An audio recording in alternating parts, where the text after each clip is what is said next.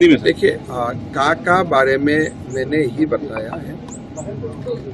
पहले का सपोर्ट करने वाला भी लोग असम में है, का विरोध करने वाला लोग भी असम में है। जैसे दोनों पक्ष का आर्गुमेंट है।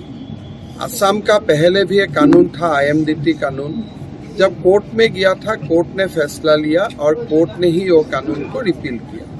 संसद में का पारित हो चुका है, का रूल भी नोटिफाई हो चुका है।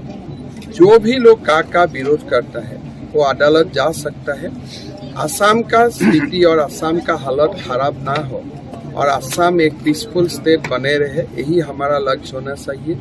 और इसी दिशा में मैं सबको आगे बढ़ने के लिए अपील भी कर रहा हूँ। तो दीजिए ना, व्यक्ति के बारे में क्यों बात करते हैं? 20 लाख आदमी आएगा, इशू में बात कीजिए। अगर 20 लाख नहीं आएगा तो 45 दिन का बाद लोग उनको पूछेगा ना, आपका ये जो आखरा था वो कहाँ से मिला है? 30 अगस्त में बॉन्ड भी दिया था। वो छोड़ दीजिए, क्यों हमें प्रभुत्व करना जरूरी है? देखिए का बारे में मैंने यही बताया है।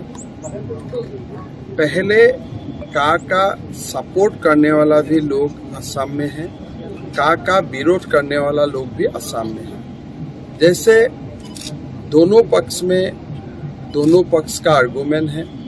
असम का पहले भी एक कानून था, IMDT कानून।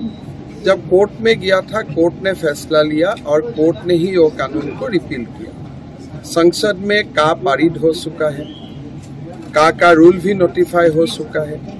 जो भी लोग का विरोध करता है वो अदालत जा सकता है। असम का स्थिति और असम का हालत खराब ना हो और असम एक पीसफुल स्टेट बने रहे, यही हमारा लक्ष्य होना चाहिए।